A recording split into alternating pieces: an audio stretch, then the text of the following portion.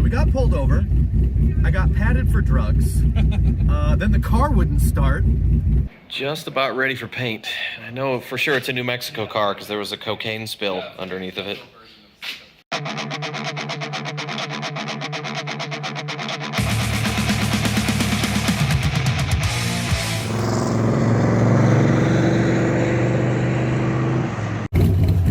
I did something stupid. Again, with my buddy Matt and his Mustang. This is gonna be awesome. Our friends are here. Again. Always making friends and memories. Some minor safety equipment thing. Yeah, apparently the punish thing isn't fully street legal. John can't keep a straight line with alignment that doesn't work. Yeah, great. It's all good. So we got pulled over. I got patted for drugs. Then the car wouldn't start. So then we had the idea to just start disconnecting things to get enough voltage to make the starter work. Yep. And lo and behold, We went sans fan. yeah, Yeah. disconnected the fans, turned off the fuel pump, it cranked, we turned the pump back on, it started. Yeah. So now we're just another half hour behind schedule. Yeah, so if your car won't start, crank it with no fuel, and then while it's cranking, just hit the fuel pump with your start elbow or whatever you can disconnecting stuff. Yeah. Like, It works. Lesson whatever, learned. it's running. We're getting And back on the gonna go road. home with just a warning, which is great. Yeah. As we drive off this cliff, don't forget to get it back up. Don't jinx me, dude. I know. We made it to New Mexico. Yeah, we did. And we're gonna do something stupid again with Matt and our buddy James, Lowbuck Garage over here. Yeah. Check his stuff out. He's the genius who built this. It's a Miata, but also a British racing car and a one owner, and we're gonna probably ruin it and road trip it and then race it in the dirt is the plan. Or not. And watching us fail will be fun. So stay tuned. So what's the warranty on this thing? See that door? Yeah. There. All right. And it works. If I push it up there, you're okay too. All right. We got 3 pedals. There's keys. So that's good. We don't have to hotwire it. Guess I'll jam the clutch in it.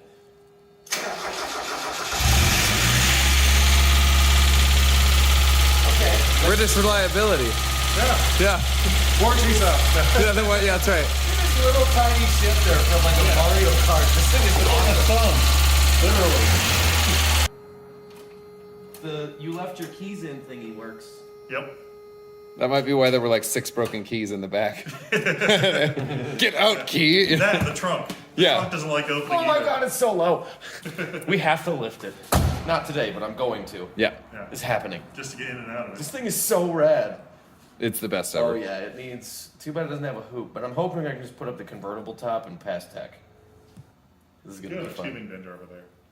We could make a hoop. We can make one. At least the appearance of one. We could make a hoop.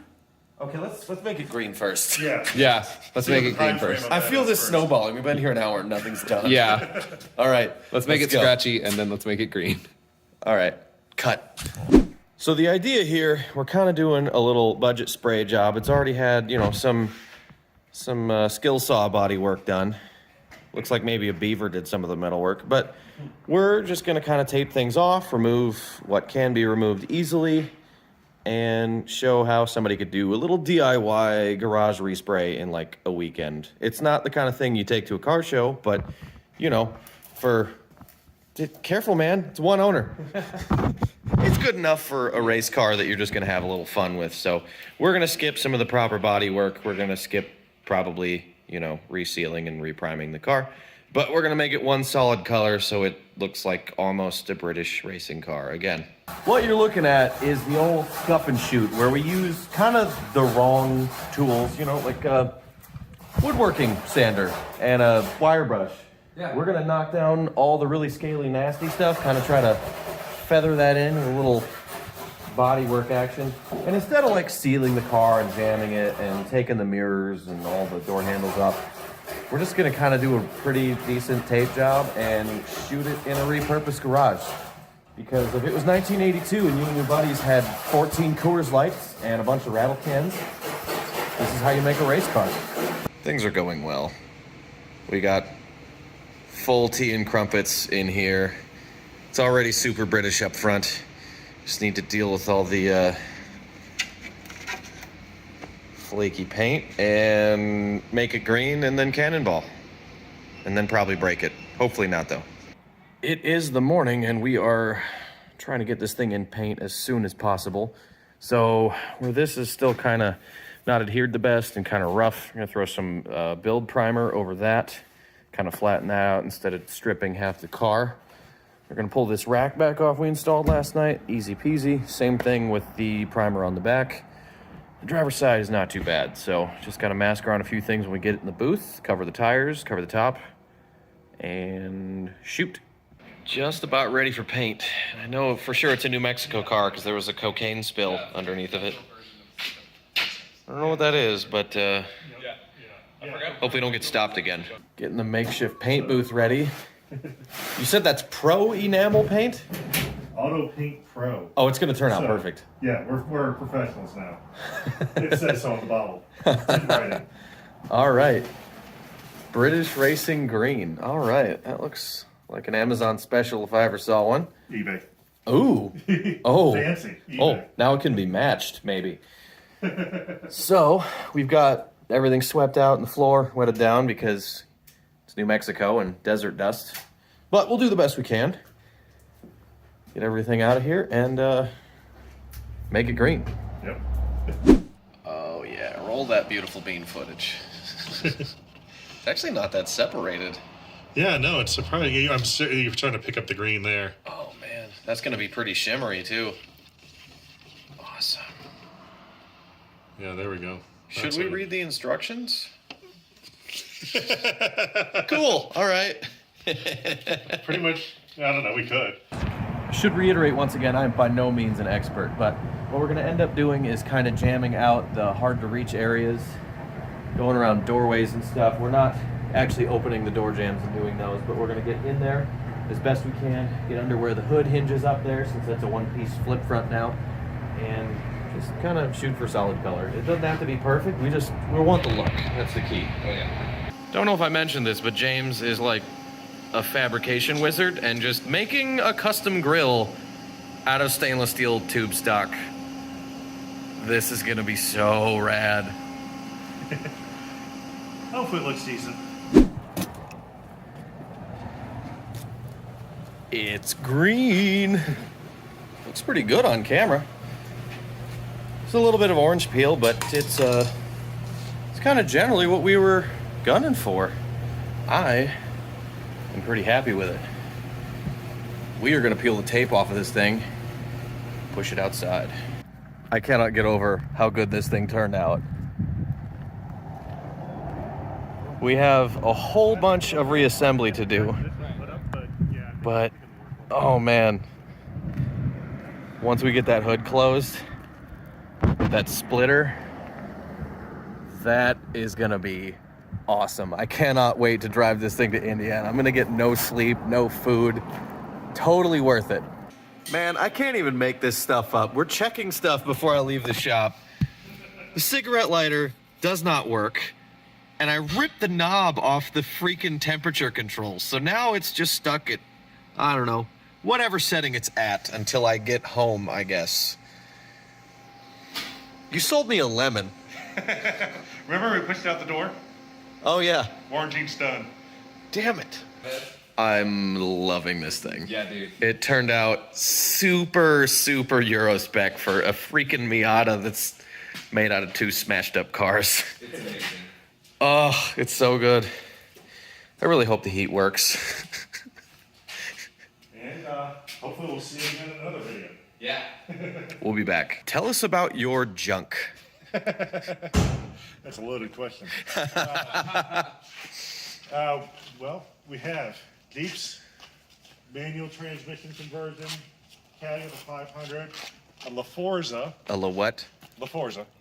You know, Italian military truck turned into luxury SUV in 1990s. They do that. Modified street bike with ATV tires. Cub Cadet. You probably can't see the bike at this point. Ancient outboards that were restored.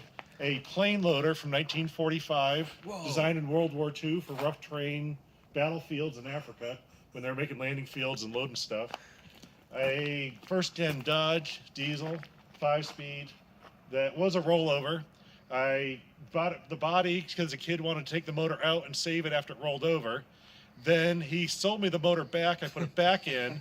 My dad drove it for years, and now it's mine. Boat in the box, complete camping outfit, all loaded on one boat trailer. We have insane. the Hoopty race Jeep, a Gasser ZJ, V8 5-speed. We have a CJ3A that is going to be V8 5-speed on Terra tires with ZJ axles. A 2A with an F-head motor on, just basic regular stuff. An original 2A that's a 47, and then another 46 with a snowplow that's going to combine to make one good one. A V8 with a 5-speed manual transmission in it. An electric truck with an engine hoist mounted to the back to make a mini tow truck. A RV, Dodge Superior with a 94 Dodge cabin chassis drivetrain, 4-wheel drive axles, 6 37-inch tires on it. And then, half tracks and things, the other stuff. You have like 15 Jeeps? Yeah. But only 6 Flatties. Only 6. Only 6. Yeah, and 4 Grand Cherokees. No, 5. I bought another one. Okay, but much like your race car is made out of like what, 13 Jeeps? I think I only have like 6 Jeeps parts in that particular one. So you own 15, but they make like 4, right? Well, depends on how you count them. Yeah. Do you count parts? Do you count frames? These numbers are not exact science here. It depends who's asking. Your wife, the DMV, your buddies. Exactly. I love it. Well, thanks for having us out here, James. Oh, absolutely. And it was good having you. It's been a good time. I'm going to do dumb things in your car. It's what I do in every car. Excellent. That's why that's why I called you. Yeah, that's why I got drug searched yesterday, too. Yeah, exactly. Welcome to Arizona. Step out of the car. You're in New Mexico now. You'll be safe for a little while. Right? I blame the punish thing. Well, Something has to happen. It punishes everybody for touching or getting your or working on it. So I got drug searched and the car wouldn't start. So best of luck with that tomorrow, yeah, buddy. I know. I'm a little sketched out about it. All right. I'm going to stick the keys in. Leaving attempt number, 4. Please start.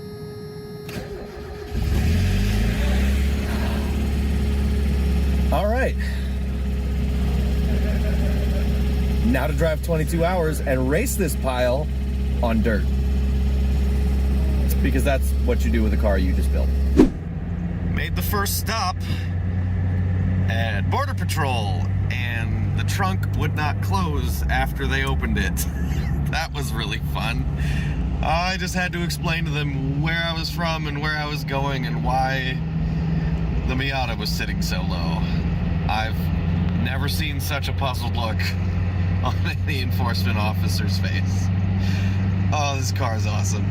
Kinda rad, but kinda sad. The route I'm taking follows old Route 66. So all along this road there are old service stations, motels, and just kind of cool stops along the way that are kind of fallen by the wayside. Unfortunately kind of graffitied, but whenever you have time, make time to drive the mother road. This is what made road tripping awesome in the 20s, 30s, all the way up through the 70s and 80s before I-40 cut through here. Definitely gonna take the back roads and check out some of these cool spots before I jump back on the freeway. This thing is mint. I've got like 16 hours to go. Seems to be running fine. Miata update. The oil pressure gauge is quitter, but whenever it flicks on, it shows like 50 PSI. I'm sure it's fine. I broke the heater controls. This is all jerry-rigged together.